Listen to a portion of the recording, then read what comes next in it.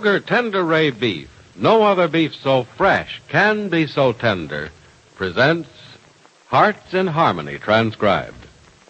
Ladies, isn't it a grand and glorious thrill to hear the family praise a special dinner of yours? Of course it is. And you can bet that compliments will come fast and furious every time you serve Kroger quality beef. What a tasty treat. Tender? Yes, ma'am. Delicious? Yes, sirree. Why, it's just brimming with flavory-rich juices, with delicious tenderness. Just think what a wonderful thrill it'll be for you to surprise your family with a tender, juicy steak, or a crusty brown roast of beef. Or perhaps the folks at your house go for savory beef stew, or boiled beef with horseradish. Well, no matter which main dish you choose, you'll find the delightful goodness of Kroger quality beef will please the entire family. Remember, Kroger quality beef is carefully selected from the best beef on the market today. And not only is it the best grade of beef available, it's also priced for real thrift. So be sure to visit your Kroger store soon, the only place you can buy it, and get Kroger quality beef. It's deliciously tasty and tender, and it's available now at your Kroger store. And now, Hearts in Harmony. Penny Gibbs has at last revealed at least a part of the reason she is working for the wealthy Carrie Carlton. The aged woman is in serious trouble. Today, Penny is at the Carlton mansion for an important conference. Mrs. Carlton says, Penny, and I think it's about time I called you that. Penny, I want you to contact Mr. Blake again. Do you think he's had time enough to get things done, Mrs. Carlton? In part, at least. I'm anxious to know what progress he's made. Will you see him tonight? It isn't a question of whether or not I will, Mrs. Carlton. I'll do anything you say. No, I think we've passed the stage where you act only on orders from me, my dear. You know the situation as well as I do now. I think you can use your own judgment. Well, you know what kind of man Mr. Blake is, Mrs. Carlton. If I see him tonight, and he isn't ready to tell me anything, he won't tell me anything. I know. I understand the kind of person he is, and I'm sorry you have to deal with such a person. But we have no choice in the matter.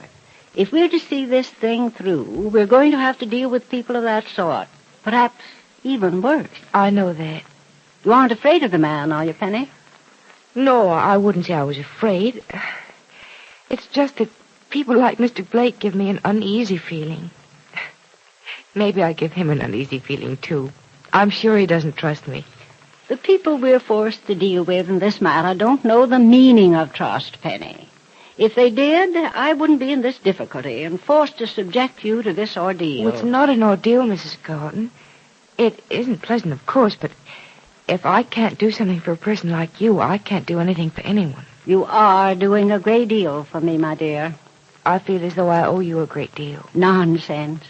Until I asked you to come to work for me, you scarcely knew who I was. But I know who you are now, and what you are, and what you do for people. I don't think I'll ever be able to repay you for what you did for Freddie Lang. You know why I treated young Mr. Lang as I did. Yes, but I think you'd have done just the same thing under any circumstances. I've given you the impression I'm a kindly old lady, have I? Yes, you have. Then I'm a good actress. Oh, I think your gruffness is the act, Mrs. Carlton. Keep on thinking so, because I'm going to put you through some hard times, Penny. Times that may make you hate me, and sorry for the day we met. Oh, I'll never hate you, Mrs. Carlton. I'll always admire and respect you. I know that you wouldn't care what happened to you. And I know that I want to do the thing that you want me to at any cost. But, you want to do it right. And I'm sure it will be done right, Penny. This may be the last chance we get to talk this way, so I want to tell you something. You have my fullest confidence. Thank you. No, it is I who should thank you. From here on, Penny, I'm putting matters entirely in your hands. From here on, I'll do whatever you tell me to do. And I promise you this, too. If things go wrong, if we fail, if we bring chaos down upon us, I will in no way blame you. I'll try not to make a mistake, but I can't promise I won't make one. In the heat of decision and flurry of doing things, we all make mistakes. The more we do, the more mistakes we make.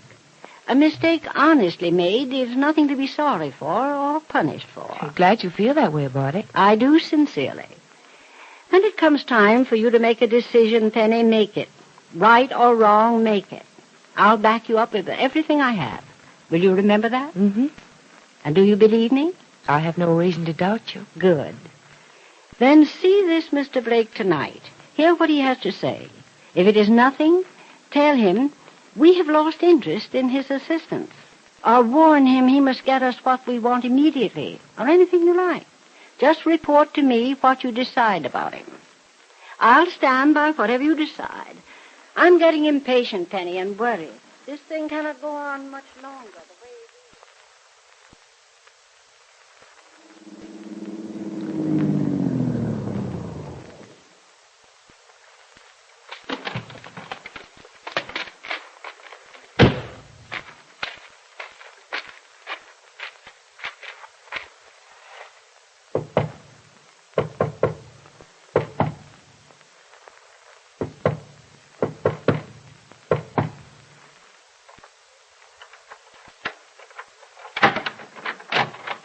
Yes?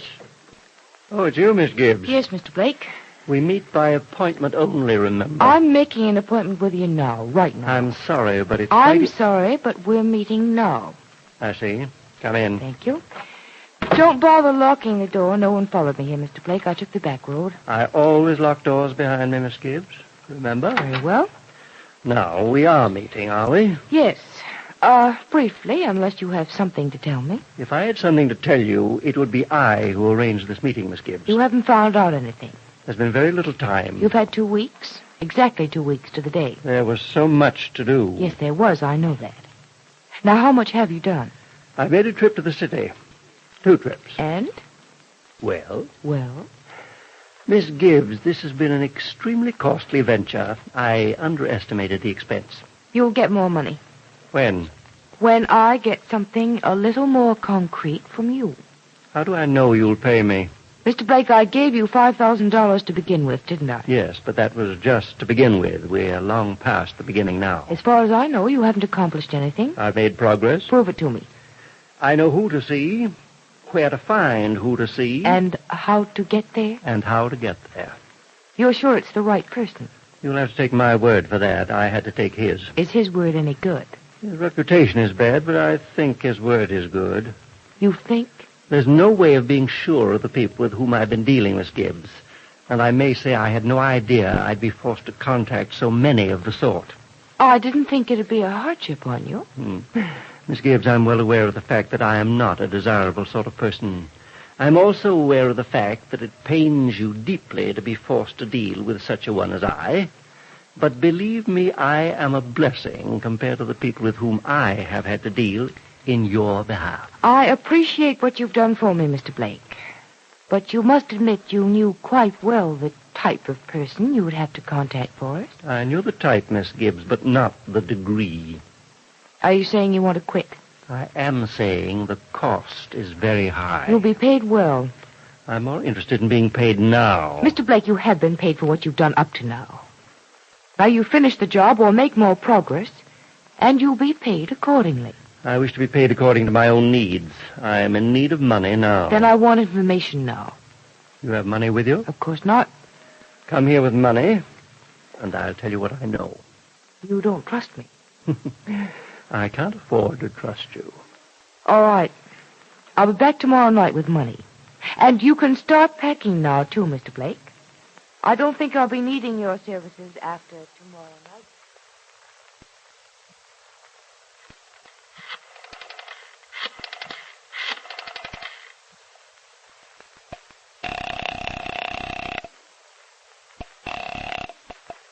Hello? Hello, Mrs. Carlton. This is Penny Gibbs. Oh, yes, Penny. Where are you? At home. Haven't you seen Mr. Blake? Yes, I just got back from seeing him. Mrs. Carlton, I think... My dear, is it wise to talk? Are you alone? Yes, Nora's gone to the drugstore. Only the baby's here. Oh, I see. Well, go on with what you were saying. Well, I had a brief talk with Mr. Blake just now. He's made the contact we want, but he obviously doesn't want to go through with it. Well, what are you going to do about it? I guess I'll pay him off, get the information from him, if he'll give it to me, and then start all over again. There's some doubt in your mind that he really has the information? It's very difficult to trust him, Mrs. Carlton. Then just as you say, let's get rid of him. Of course, it may mean starting over and a cost of thousands of dollars more than you expected to pay. I told you, Penny, the cost is not to be considered. All right. You want to give Mr. Blake his final payment? Yes, it was $10,000, if you remember. Yes, I remember. I told Mr. Blake I'd bring him the money tomorrow. Then I'll have it for you tomorrow. But try your very best to get the information before you give him the money. I don't mind the cost, but I want to get something for it. Well, here's hoping. Yes, we can hope, can't we? Well, good night. Good night, Mrs. Carlton. Oh, Nora. Oh, Nora, you frightened me. Cricket, I didn't mean to, Miss Gibbs. How long have you been standing there, Nora? Oh, just a couple of seconds, Miss Gibbs. Oh, if you mean did I hear anything that you said to Mrs. Carlton about Mr. Blake, I didn't. You knew I was talking to Mrs. Carlton about Mr. Blake, and you didn't hear anything? Well, not anything that made any sense. Oh, crickets, Miss Gibbs, I wasn't eavesdropping, honestly. I know you weren't, Nora, but look. Promise me something, will you? Uh-huh. If you did hear anything, and if it did make any sense to you, Nora, don't tell anyone anything about it. Well, golly, what's there to tell? There might be a lot to tell if you knew. I don't think you do know. I don't think you want to know, but... Nora, if you do, you should know the importance of keeping quiet about it. Miss Gibbs, you look frightened. I am a little frightened, Nora.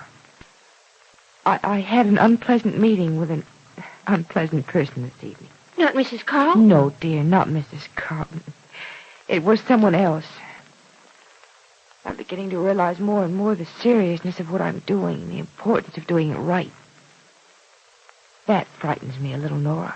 Oh, crickets, Miss Gibbs, I just can't stand to see you upset. Oh, no, it's nothing for you to worry about. It's nothing for anyone to worry about, because I'm the only one who can do what has to be done. And I'm the only one who should know about this. Miss Gibbs, can't I help? No, darling, no one can help.